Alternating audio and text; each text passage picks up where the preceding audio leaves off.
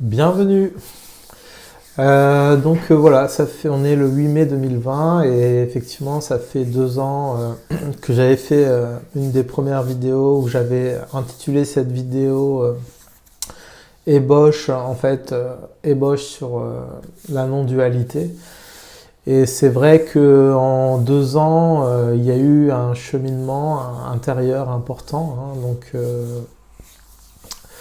voilà, c'est pour vous dire on ne peut pas se transformer en quelques secondes, hein. Ça demande un travail intérieur, d'accueil émotionnel notamment, d'accueil des pensées aussi, puisque théoriquement vous ne devriez pas être vos propres pensées en fait. Si vous voulez vraiment trouver la paix, c'est vraiment une démarche intérieure qui va vous faire découvrir progressivement ce que vous n'êtes pas. Alors si vous êtes un personnage tourmenté, bah, en fait vous allez vouloir la libération, c'est obligé, c'est obligé. Par contre, effectivement, si vous êtes une personne ou un personnage équilibré, quel est l'intérêt déjà de m'écouter et quel est l'intérêt finalement de vouloir se transformer? Si tout va bien, pas besoin de faire un quelconque travail, hein, en fait, hein, apparemment ça sert à rien en fait. Quelqu'un d'épanoui n'a pas besoin d'une remise en question. Franchement, tout va bien, voilà, il n'y a rien à redire. Peut-être il y aura une crise existentielle ou intérieure au bout de 10 ans, 15 ans, mais ce n'est pas le moment. Si tout va bien, quel est l'intérêt de vouloir entamer un cheminement intérieur? Voilà. Donc voilà, donc la non-dualité, c'est vrai que potentiellement, quand on refuse le duel, il va se passer, si on refuse en fait la confrontation égotique avec une personne ou une autre, il va se passer quelque chose. Les conflits vont finir par se déliter, les conflits vont s'épuiser, et vous allez trouver la paix intérieure progressivement. Moi, ce qui m'est arrivé en fait depuis à peu près 4 ans, c'est que il y a eu un cheminement intérieur, beaucoup de méditation.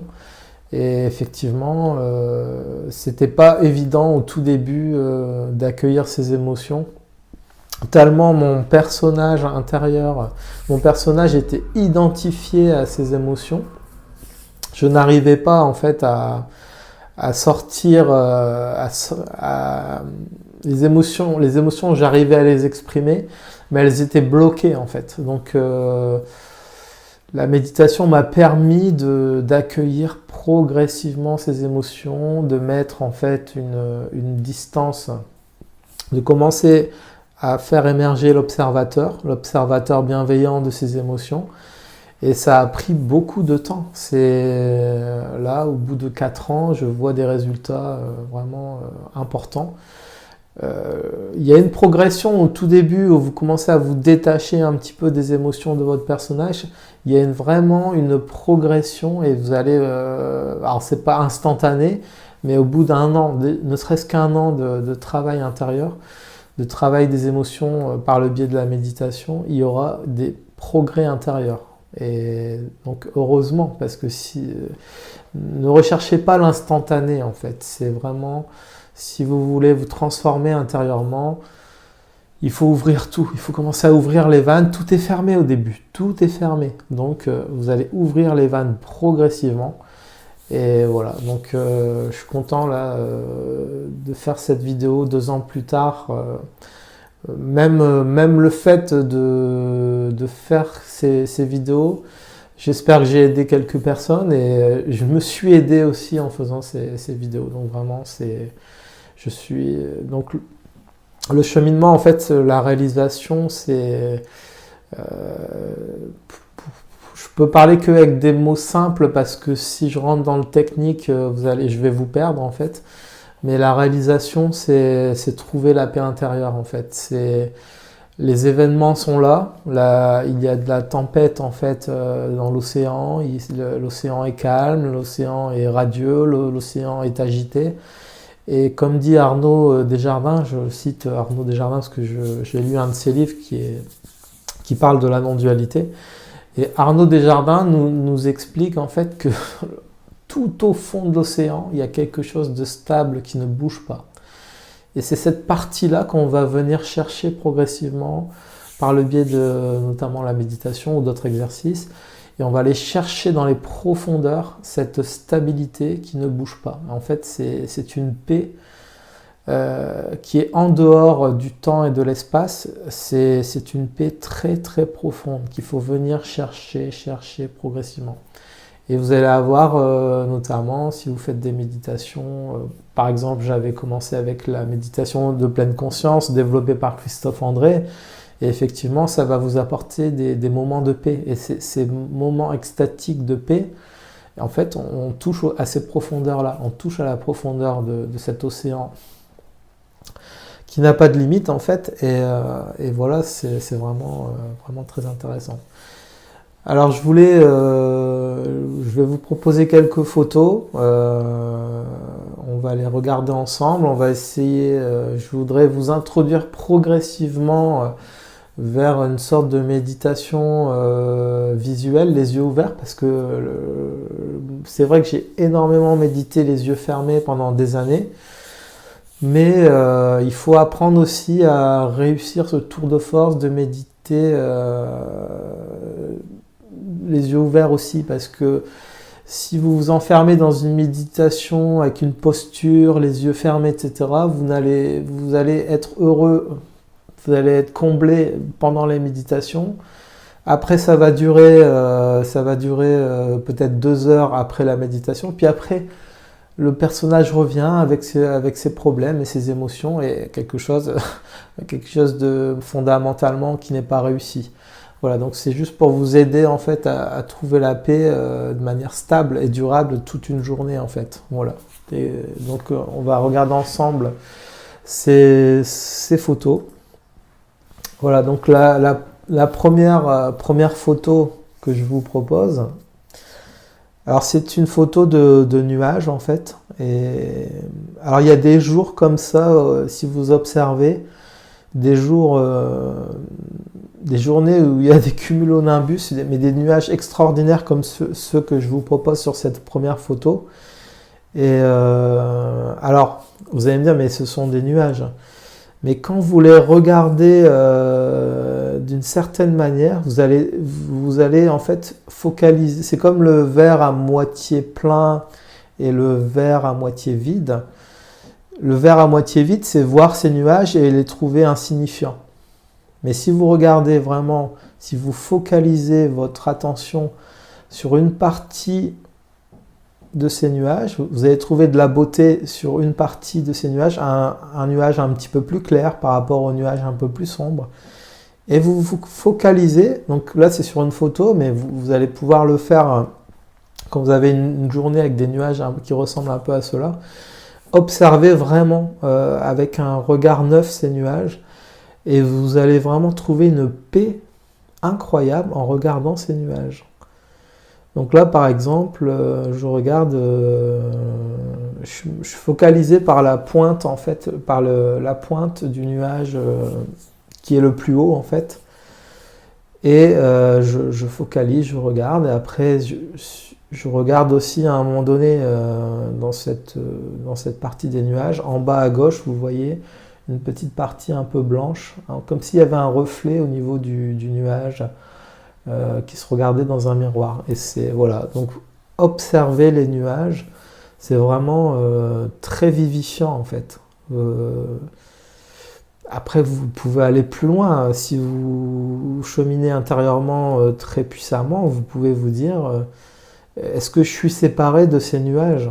Est-ce que je suis vraiment séparé d'eux? Est-ce que je suis une personne qui regarde les nuages? En réalité, vous ne faites plus qu'un avec ces nuages. Vous êtes ces nuages.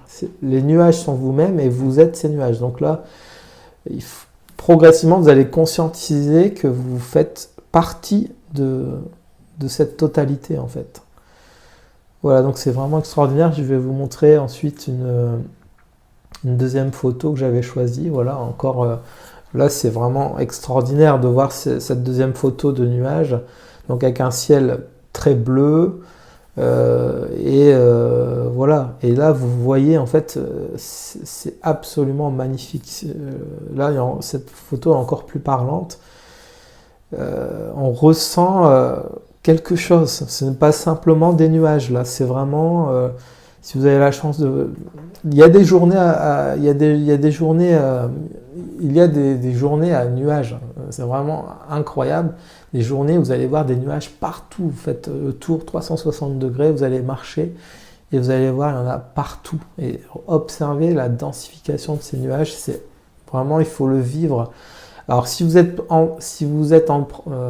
pris par votre mental, vous n'allez pas voir la beauté de ces nuages. Il faut vraiment respirer et sentir la beauté de ces nuages. C'est extraordinaire. Donc là, je vous remonte cette photo de ces nuages et il y a vraiment, là, il y a de la beauté partout en fait, surtout dans la partie haute de ces nuages en biais. Et là, vous voyez vraiment quelque chose d'exceptionnel. Donc la photo est très très belle. Et là, il y a vraiment, on touche au divin pour moi. Ça peut vous paraître fou. Je sais que des gens, des journées à nuages, les gens ne vont même pas percevoir. Peut-être une majorité des gens ne vont pas voir la beauté de ces nuages. Ils ne vont rien voir en fait. Ils vont être tellement pris par leurs problèmes, leur impératif de la journée, ne vont rien voir du tout. Ils ne vont pas voir que, voilà, au-dessus d'eux, dans le ciel, il y a des nuages, voilà, qui sont magnifiques et vraiment, vous allez voir. Au début, moi, quand on me disait regardez les nuages, je disais mais il n'y a rien quoi, c'est juste des nuages.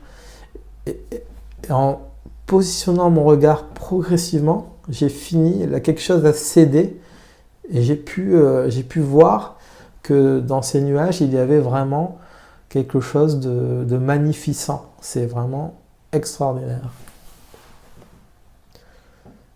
Ouais, je vous montre la troisième photo. Là, c'est un lever de soleil. Et pareil, franchement, là, pour moi, c'est l'harmonie. Quand on voit cette photo, c'est l'harmonie parfaite entre l'arbre, le nuage, la petite brume le matin. Et là, c'est vraiment, c'est exceptionnel. En fait, nous avons la beauté en fait de cette terre. Sur cette photo, nous voyons la plénitude de cette terre, avec ses végétaux, avec cet arbre, ces nuages qui viennent colorer le ciel. Vraiment, c'est exceptionnel. Voilà, donc, quand l'homme, l'humain ou la femme, quand l'humain sera en harmonie avec la terre, on sera au paradis. Donc, voilà, c'est le mental, encore une fois, qui nous empêche de voir la réalité telle qu'elle est, en fait. Je vous propose quatrième photo. Voilà, là, c'est un coucher de soleil. Bon, là, pareil, c'est un coucher de soleil magnifique. Parfois, les gens vont voir un coucher de soleil. Bon, ils vont quand même avoir cette sensation qu'il est beau, mais ils vont rester 2-3 secondes dessus. Mais essayez d'augmenter ce temps magnifique où vous voyez, quand vous avez le spectacle magnifique d'un coucher de soleil, restez au moins 3 ou 4 minutes à regarder ça. Essayez de vous imprégner de la beauté de ce coucher de soleil. C'est vraiment important. Progressivement, on retourne avec le contact avec la nature, progressivement. On a tellement été séparés du monde que vous avez besoin en fait de retourner avec la nature progressivement. Vous avez tellement été en conflit avec vous-même que la nature devenait insipide, devenait presque un obstacle à votre bien-être intérieur. Rien n'était intéressant à vos yeux, même la nature, même un spectacle de coucher de soleil. Vous êtes tellement pris par votre manège intérieur qu'un simple coucher de soleil n'a plus aucune importance. C'est vraiment vous passer à côté de tout et retourner à l'essentiel, retourner à votre véritable nature qui est la paix, et vous serez en harmonie avec ce qui vous entoure, que ce soit la nature ou les êtres humains. Voilà, donc encore cette photo magnifique, hein, un deuxième coucher de soleil. Voilà, magnifique. Donc là c'est exceptionnel, cette photo est exceptionnelle, mais quand vous avez la chance de voir ça, même si, enfin voilà, c'est exceptionnel, il faut vraiment apprécier la beauté de ce paysage. Alors, on n'a pas tous les jours des couchers de soleil magnifiques, hein, mais observez la nature. Parfois, regardez un simple oiseau, un petit oisillon, tout content de jouer, qui est très rapide, tout ça, il joue avec n'importe quoi, mais vous voyez, c'est la vie qui s'exprime, c'est la beauté de la vie. C'est vraiment exceptionnel. Voilà, donc là je vous ai mis une petite photo d'une plage. Elle est magnifique, mais c'est surtout pourquoi ce besoin de l'être humain de se rapprocher de la mer, en fait, tout simplement. On se rapproche du sauvage, on se rapproche de la mer, la vastitude de la mer. Je vous invite, si vous avez la chance d'aller au bord de mer, à écouter le bruit des vagues, qui est vraiment très vivifiant. Cette énergie liée à la lune en plus, enfin voilà, c'est vraiment une énergie débordante de la vie maritime. Et cette mer qui, sans arrêt, est toujours dans le mouvement. Le bruit des vagues, c'est vraiment magnifique en fait. Voilà, donc il n'y a pas... Si on est tellement attiré, l'être humain est attiré par les côtes, il faut profiter de ces beaux moments et faites des balades sur le bord de la mer, revivifiez-vous, et voilà, c'est vraiment exceptionnel. Voilà, je vous ai mis cette photo d'une randonneuse. Alors la marche, voilà, ça c'est vraiment une marche, quand on voit sur cette photo, ce n'est pas une marche dans le mental où tout simplement on va rechercher la performance. Là vraiment c'est une marche, en plus on voit la dame avec son appareil photo, elle est vraiment dans une démarche de beauté, de recherche de la beauté du paysage. Et ce n'est plus une marche, en fait, c'est pas évident, en fait, de réussir à marcher, en fait, sans mental, en fait, en étant dans la plénitude de la marche avec la nature, en fait. Alors, marcher, c'est vraiment, voilà, ce n'est pas une simple marche, vous êtes en mouvement, vous êtes à la fois en mouvement dans la marche, et en même temps, vous essayez tout simplement de respirer, vous essayez d'être dans l'harmonie de votre marche, d'être heureux de marcher et d'être en fait en pleine communion avec la nature. Donc ce n'est plus une marche où on va chercher la performance, à regarder son chrono, etc. Non, ce n'est pas ça. C'est une marche, là il faut trouver progressivement son point d'équilibre dans la marche en fait. Ça peut être tout simplement, là on voit justement des nuages, ça m'est arrivé de marcher sur le trottoir bien sûr, et de voir en fait, de regarder aussi ces magnifiques nuages tout en marchant en fait. Et c'est vraiment très vivifiant en fait de pouvoir marcher en étant en pleine communion avec la nature. Donc la marche c'est vraiment quelque chose d'essentiel déjà les bienfaits physiques sont reconnus au niveau de la marche, mais là vous allez réussir à marcher en pleine communion avec la nature et votre environnement, tout simplement. Voilà, donc là je vous ai mis deux magnifiques arbres en fait sur cette photo. Et voilà, si vous avez la chance de faire une balade dans des sentiers balisés en forêt, vous allez parfois tomber sur des arbres vraiment qui vont vous procurer une sensation incroyable de puissance, de majesté. En fait, certains arbres ils dégagent une énergie vraiment incroyable. C'est le vivant qui s'exprime. Et vous allez ressentir la densité de l'arbre qui s'est enraciné profondément dans le sol et qui exprime sa majestuosité en cherchant la lumière très très haut en fait. Et encore une fois, certains vont passer à côté de cet arbre sans le voir en fait. Ils ne vont pas voir l'arbre. Ils vont dire c'est un arbre. Mais c'est bien plus qu'un arbre. C'est vraiment la vie qui s'exprime dans la densité, dans toute sa quintessence. L'arbre symbolise vraiment la stabilité, tout simplement.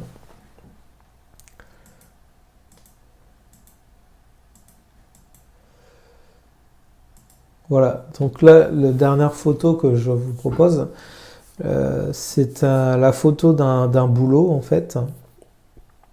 Alors, pourquoi je vous propose cette photo? Parce que il m'est arrivé de méditer, je ne sais pas exactement le temps précis, mais j'avais l'impression que ça a duré 2 ou 3 mois, où en fait je fixais le tronc du bouleau, en fait. Et je restais bloqué, entre guillemets, en fixant le tronc de ce bouleau. Je suis resté des heures et des heures à être fixé sur le bouleau, en fait, sur ce tronc d'arbre, qui est... voilà. Et j'ai appris plus tard, en lisant un livre intéressant d'Olivier Rioux, qui s'appelle « Réveiller le chaman qui est en vous ». Et donc, en fait, cet arbre symbolise, d'après le chamanisme, c'est l'arbre de la sagesse, en fait. Et donc, voilà, c'est vraiment le boulot, c'est vraiment l'arbre de la sagesse. Et donc, moi, ça m'a aidé pendant 2-3 mois à fixer l'arbre, à fixer ma méditation. Je suis resté très longtemps, j'avais besoin de fixer mon attention sur quelque chose. Donc ça m'a aidé ça a sûrement débloqué certaines choses en moi. Ça a été sûrement apaisant de faire ça, et vraiment après, voilà, l'avantage que je vous entraîne progressivement vers la méditation, les yeux ouverts. Parce qu'en fait, si vous fermez toujours les yeux, vous ne pouvez pas méditer, vous n'arrivez pas à observer la nature, en fait. Donc, il faut savoir faire les deux et savoir aussi méditer en regardant la nature. Donc, quand vous regardez les paysages, tout ça, la nature, c'est vraiment quelque chose qui va vous apaiser, en fait. Progressivement, elle n'est plus votre entrave. Elle est votre allié, et vous allez à un moment donné même presque fusionner avec cette nature et ne faire plus qu'un avec elle, en fait. Et toujours pour finir avec il existe dans les magasins bio ce qu'on appelle du jus de bouleau. Moi, j'ai essayé et ça m'aide un petit peu à soigner le rhume, tout simplement. Essayez, ça ne coûte rien. Trouvez ça dans les magasins bio.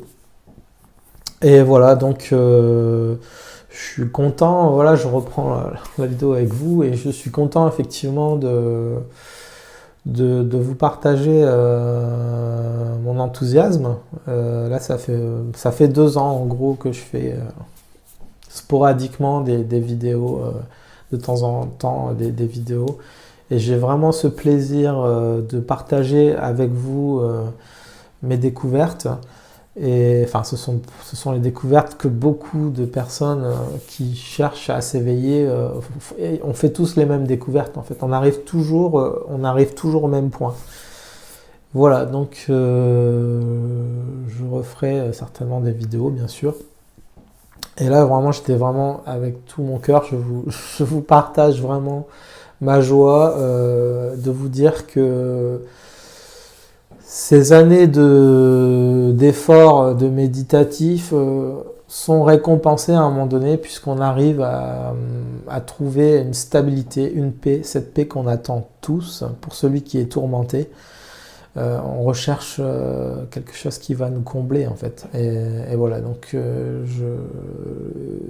le difficile, la difficulté en fait, c'est de pouvoir vous transmettre ce que je vis et pouvoir vous le transmettre pour que vous viviez pas exactement ce que je vis, mais si vous tendez vers quelque chose qui se rapproche de ce que je vis, on arrivera tous au même point en fait. Et voilà, donc je suis heureux de faire cet effort, d'essayer de vous partager les connaissances, les expériences que j'ai pu faire depuis 4 ans maintenant. Et voilà, donc je vous souhaite un excellent jour férié du fête de 8 mai 45 et je vous dis à une prochaine vidéo. À bientôt.